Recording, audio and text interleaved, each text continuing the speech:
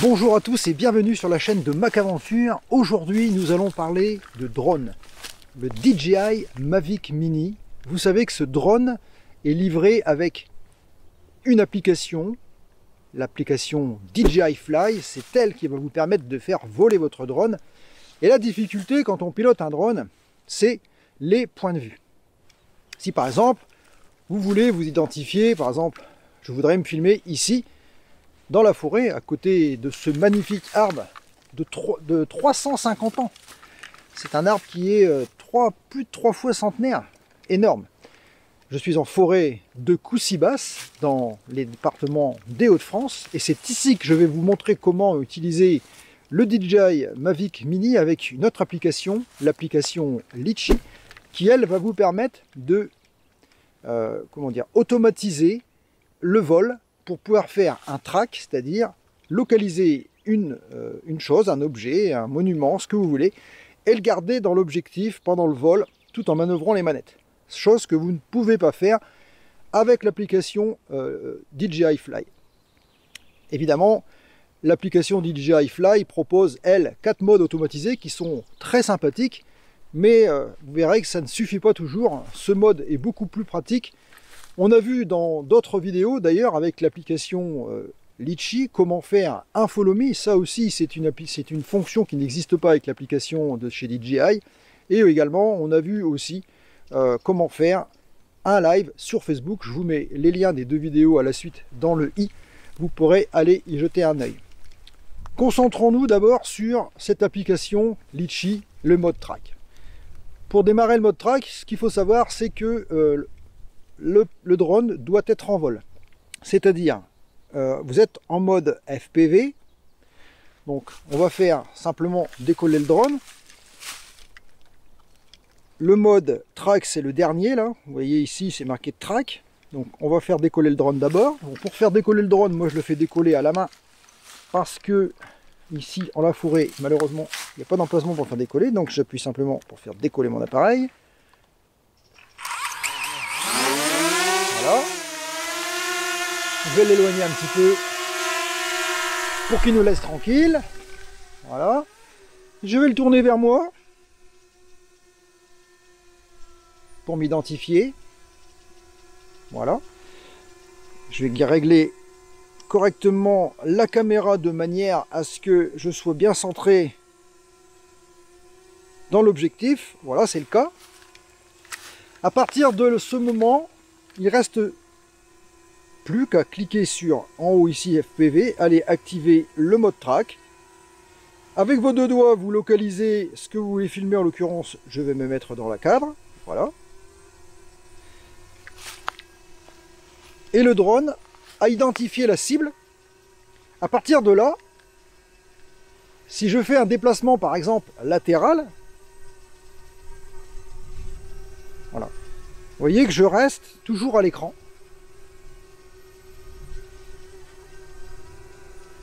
Alors je suis en forêt, je fais quand même attention parce qu'il y a un peu des branches partout. Mais ceci dit, ça fonctionne. Je vais revenir à sa place initiale. Je vais le mettre en face de l'allée ici pour pouvoir le faire partir un petit peu comme ça. Voilà. Et en arrière. Donc là, si je pars en marche arrière, voilà, je reste dans le cadre, quelle que soit la distance. Vous pouvez également à tout moment réidentifier la cible.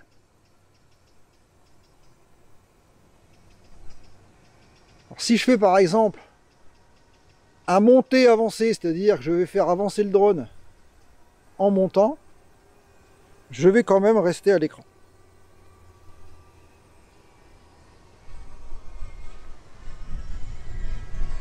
Ouais. Vous voyez que c'est quand même relativement pratique.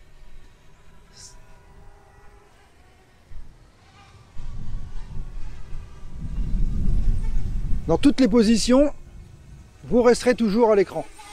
Là, j'ai fait un plongé violent. Et je suis quand même resté à l'écran, centré carrément dans la caméra. Là, il lutte pour garder toujours... Alors quand c'est orange, c'est qu'il décroche un peu. Donc là, à ce moment-là, on refait le carré, voilà. On se réidentifie. Tout simplement. Je vais le descendre un petit peu et je vais le faire tourner par ici, tout doucement, et je reste vraiment centré à l'écran.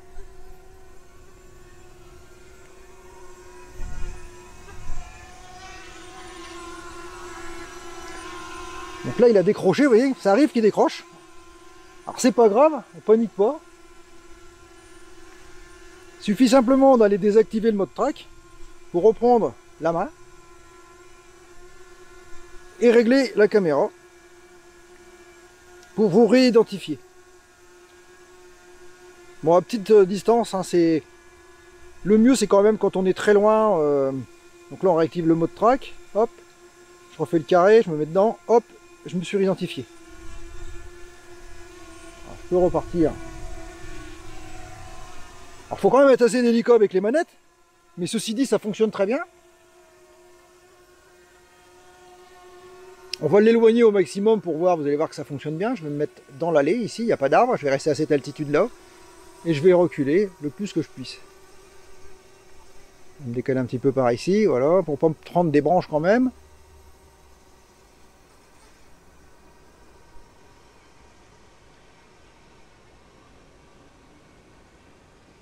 Alors, je suis quand même assez loin là, déjà, on le voit qu'il est quand même... je suis toujours dans le cadre. Hein. Je suis à 34 mètres de distance et je suis toujours dans le cadre. Si je monte, je reste toujours bien centré.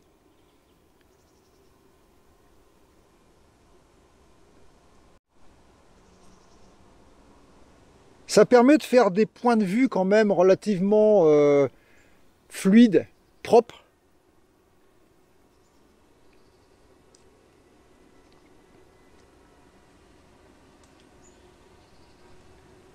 Je vais essayer quand même de monter le plus possible pour que vous puissiez quand même contempler le gros chêne de 350 ans.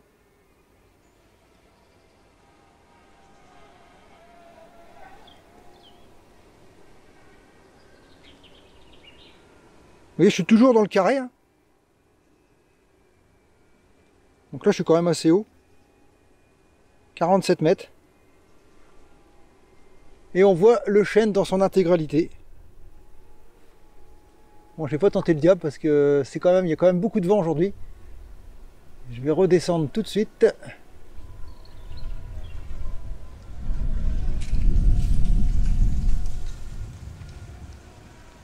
Bon, jouer dans la forêt avec un drone, c'est pas forcément la meilleure des idées qu'il puisse y avoir.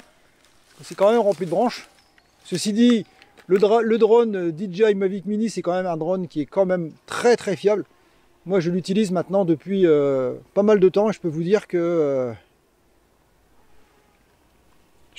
c'est vraiment pas un problème pour lui de... Alors, vous voyez, je refais le carré pour m'identifier. Voilà, et je vais revenir vers moi.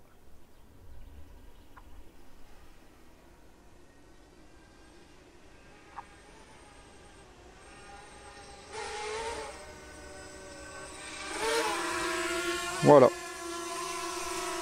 Il est là. Bon, je pense que vous avez compris le principe du fonctionnement. C'est vraiment très simple. Hein. On met le drone en vol, on active le mode track, on s'identifie avec les deux doigts sur l'écran. Et à partir de là, on fait ce qu'on veut avec les manettes. Sauf, évidemment, il y a une manette qu'il ne faut pas utiliser. C'est quand même la manette. Là, je m'y réidentifie par exemple comme ça. Voilà. Et si j'utilise par exemple maintenant la manette pour faire tourner l'appareil, là, automatiquement, il va forcément décrocher parce qu'il ne sera pas capable. Voilà. Forcément, vous vous trouvez hors de l'écran, c'est normal qu'il décroche. Hein. C'est la seule manette que vous ne pouvez pas utiliser. Et vous voyez, après, vous n'avez plus de possibilité de revenir. Il faut absolument aller désactiver le mode track pour pouvoir reprendre la main et retourner le drone vers vous. Donc là, il a complètement... et tant qu'il est en mode track, il ne veut plus rien comprendre. Hein. Il ne sait plus, le pauvre. Voilà. J'ai désactivé le mode track, il faut que je me réidentifie. Et là, il a cherché, forcément. Donc c'est vraiment un peu le seul problème qu'on peut rencontrer avec cette application, avec ce mode plutôt, c'est quand même la manette de gauche, la manette tournée, c'est la manette à pas utiliser. Sinon, vous voyez, là je peux m'identifier juste le visage, la partie haute du corps, il va me centrer vraiment. Et si je le regarde et que je me déplace tout doucement comme ça, et ben je vais pouvoir rester dans le cadre. C'est quand même assez bluffant qu'on puisse quand même localiser une cible. Ça, je trouve ça vraiment très sympathique. Bon, je vais récupérer le drone pour l'atterrissage à la main. Et je pense que vous avez forcément compris comment ça fonctionne. J'espère que vous aussi, vous utiliserez cette application. Alors attention quand même, en utilisant l'application Litchi, il y a quand même un truc à savoir, c'est que les messages de vol qui sont enregistrés dans l'appareil pourraient vous nuire en cas de garantie. Si vous n'utilisez pas l'application DJI Fly lors d'un vol et si votre appareil est garanti, forcément il y aura des traces de votre vol. On saura que vous avez fait voler votre drone avec l'application et là DJI pourra annuler la garantie. Bon, pour mon cas, je ne suis plus garanti, donc je ne crains plus rien. C'est à moi de faire attention. Il faut savoir que le drone, vous le savez tous, qu'il n'a pas de détecteur d'obstacles. Ça veut dire que le moindre obstacle qu'il va rencontrer sur sa trajectoire, c'est la chute assurée.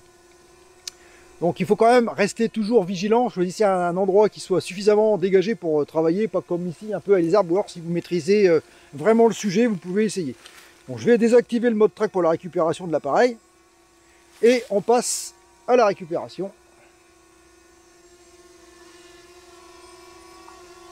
Voilà, alors là, la récupération à la main, c'est pas compliqué. Hein. Vous montez un petit peu l'appareil, vous mettez en dessous, vous activez la descente, vous placez votre main légèrement en dessous et vous attendez qu'il descende. Et on le retourne. Et une fois qu'on l'a retourné, automatiquement, tout s'arrête tranquillement. Voilà, j'espère que cette vidéo, j'espère qu'elle vous a plu. Si c'est le cas, n'hésitez pas à balancer un like, ça fait toujours plaisir. Si vous n'êtes pas encore abonné, je vous invite à le faire. Ça sera toujours ça en plus pour moi. Et surtout, n'oubliez pas d'activer les notifications en appuyant sur la petite cloche. Bim! Et comme ça, vous ne louperez pas les prochaines vidéos. On se retrouve très très vite pour des nouvelles vidéos sur la chaîne de Mac Aventure. Comme d'habitude, je vous dis à tous, ciao, bye bye!